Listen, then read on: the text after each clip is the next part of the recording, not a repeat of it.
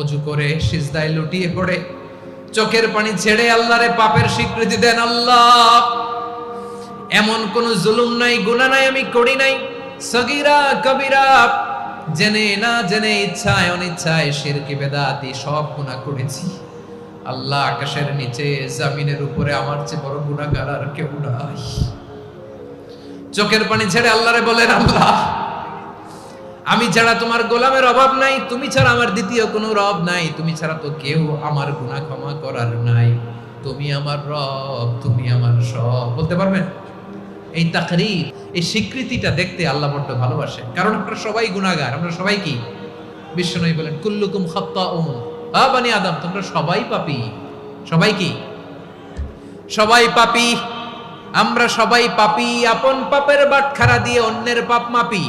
আমরা যে পাপী এটা ভাবতে মনে চায় না কারো, খালি অন্যের পাপ দেখি আমরা, এটা ভুল। ওর এই পাপ, ও পাপী, ও জালেম, ও জাহান্নামী, এরকম একটা টেন্ডেন্সি। আমার যে কি হালাত এটার খেয়াল নাই। খেয়াল করতে হবে যে আমি সবচেয়ে বড় পাপী, ঠিক কিনা বলেন? পাপ করি না এমন কেউ আছি? হ্যাঁ, আছি। কেউ না জানলেও জানে কে আমার পাপের ঘটনা। এজন্য আল্লাহরে বলবেন, আল্লাহ, আমি ছাড়া তোমার গোলামের অভাব নাই। ও আমার রব, আমি ছাড়া এই জমিনের বুকে তোমার গোলামের অভাব নাই, কিন্তু তুমি ছাড়া তো আমার দ্বিতীয় কোনো রব নাই। পারবেন বলতে? পারবেন? চোখের পানি ছেড়ে আল্লাহরে বলবেন, আল্লাহ, তুমি আমার রব, তুমি আমার সব। কি বলবেন? আল্লাহ আমারে রব। সবাই বলুন, আল্লাহ আমারে রব, দমে দমে তনু মনে তারি অনুভব, আল্লাহ আমারে রব। আল্লাহরে বলেন, আল্লাহ, তুমি আমার রব, তুমি আমার সব। আল্লাহ, আমি ছাড়া এই জমিনে তোমার গোলামের অভাব নাই, তুমি ছাড়া আমার দ্বিতীয় কোনো রব নাই। এ কথা বলে চোখের পানি ছেড়ে আল্লাহরে স্বীকৃতি দেন, আল্লাহ, আমি পাপী। পৃথিবী না জানুক আমি তো জানি, আমি কি পাপ করেছি। হায় ও আমার কলিজার টুকরা ভাইয়েরা, মাথাটাকে নিচু করে জীবনের সব গুনার ফিরিস্তিগুলো একটা একটা করে স্বীকার করে আল্লাহরে বলেন, আল্লাহ, আমি পাপী। আল্লাহ, আমার চেয়ে বড় পাপী এই দুনিয়াতে কেউ নাই। আকাশের নিচে জমিনের উপরে আমার চেয়ে বড় পাপী কেউ নাই। একটা একটা করে আল্লাহ স্বীকার করি, আমি পাপী। সব পাপের স্বীকৃতি দিলাম। পৃথিবী না জানুক আমি তো জানি, আমি কি পাপ করেছি। হায় আমার পাপের করলে বিচার, বাচার আমার নাই উপায়। দয়াময় তুমি মাফ করো আমায়, মাফ করো আমায়। আল্লাহ তাআলা যদি দয়া করে আমাদেরকে মাফ না করে, আমাদের বাঁচার কোনো উপায় নাই। আপনি কি ভেবেছেন আপনার নামাজ দিয়ে আপনি জান্নাতে যাবেন? আপনি তাহাজ্জুদ গুজার, সেজদা দিতে দিতে কপালে দাগ ফেলেছেন, এটা আপনারা জান্নাতে নেবে না। আপনি এলাকার সবচেয়ে বড় হাতেম তাই, দানশীল, এই দানের ভরসায় বসে আছেন, কশিন কালো না। আমাদের নামাজ, আমাদের রোজা, আমাদের ইবাদত, এগুলোকে মিজানের পাল্লায় উঠালে কোনো ওজনই হবে না।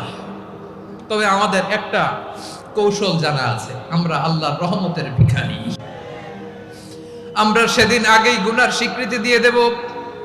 আমরা বলবো, আল্লাহ, তুমি প্রশ্ন করার আগে তোমার একটা কথা বলি, আমারে কিছু জিজ্ঞেস করো না, আমি সব করেছি। এমন কোন পাপ নাই যে পাপ আমারে দিয়ে হয় নাই। তোমার রহমত দিয়ে তুমি জান্নাতে পাঠাবা, তোমার দয়ায় জান্নাতে যেতে চাই, আমল দিয়ে না। পারবেন বলতে? কিয়ামতের দিন আমরা বলবো, আল্লাহ, আমার আমল দিয়ে জান্নাত চাই না, আমি তোমার দয়া দিয়ে জান্নাত চাই। তোমার দয়া ছাড়া আমার কোনো উপায় নাই। কারণ আল্লাহ যদি বিচার করে, বাঁচার কারো উপায় নাই। আল্লাহ যদি বলে ফেলেন, তুই এটা করলি কেন, ওখানে গেলি কেন, কোরআনে 1000 বার নিষেধ করলাম, তারপরেও এই পাপে জড়ালি কেন? এরকম প্রশ্ন ছুড়ে দিলে আমার উত্তর আছে? বাঁচার কোনো উপায় আছে? রোজ হাসরে হে আল্লাহ আমার করোনা বিচার, আল্লাহ করোনা বিচার, বিচার চাহি না তব দয়া চাই, এ গুনাহগার করোনা বিচার। আপনার আমল দিয়ে জান্নাতে যাবেন? কি দিয়ে যাবেন? আল্লাহর দয়া দিয়ে। আল্লাহর রহম আর দয়া ছাড়া কেউ জান্নাতের চেহারাও দেখতে পাবে না। আমার প্রিয় ভাইরা, এই দোয়া আল্লাহর কাছে পছন্দনীয় হওয়ার কারণ তিনটা। দোয়ার প্রথম অংশে আছে তাওহীদ, আল্লাহর একত্ববাদের ঘোষণা। এই দোয়ার দ্বিতীয় অংশ আছে তাসবিহ, আল্লাহর প্রশংসা সূচক বাণী। এই দোয়ার 3 নাম্বার অংশ পাপের স্বীকৃতি। তাহলে আমরা সবাই গুনাহগার। আমরা আল্লাহর কাছে পাপের স্বীকৃতি দিয়ে বলবো, ও আল্লাহ, ইন্নী কুনতু মিনাজ জালিমিন, আমরা জুলুম করেছি, পাপ করেছি, অন্যায় করেছি, আল্লাহ বুঝতে পারি নাই, শয়তানের ওয়াসওয়াসায় পড়ে, বন্ধুর পাল্লায় পড়ে, নফসের খায়েশ মিটাতে যে আল্লাহ করে ফেলেছি। তুমি গুনাহ না মাফ না করলে আমাদের গুনাহ মাফ করার দ্বিতীয় কেউ নাই। ঠিক কিনা বলেন? এভাবে অনুতপ্ত হয়ে যদি আল্লাহর কাছে দোয়া করেন, দেয়ালে পিঠ থেকে গেছে, কোন রাস্তা নাই বের হওয়ার, ওই মুহূর্তেও আপনাকে বিপদ থেকে উদ্ধার করবে কে? বিশ্বনবী চরম বিপদে পড়লে 2টা দোয়া পড়তেন। প্রথম হলো এটা, লা ইলাহা ইল্লা আনতা সুবহানাকা ইন্নী কুনতু মিনাল জালিমিন। এই দোয়াটা আমরা বেশি বেশি পড়ব প্রিয় ভাইরা। রাজি আছেন? সবাই আওয়াজ করে পড়ুন ইনশাআল্লাহ।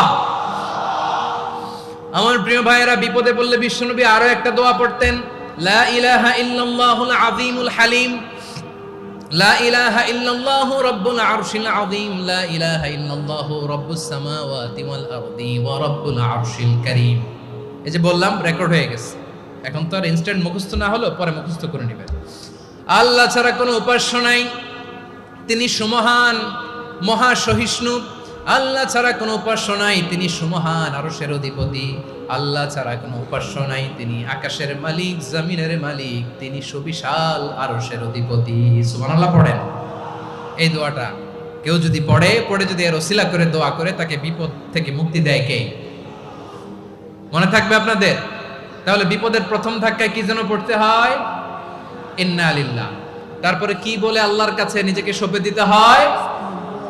দেয়ালে পিঠ থেকে গেলে লা ইলাহা ইল্লা আনতা সুবহানাকা ইন্নী কুনতু মিনাজ জালিমিন।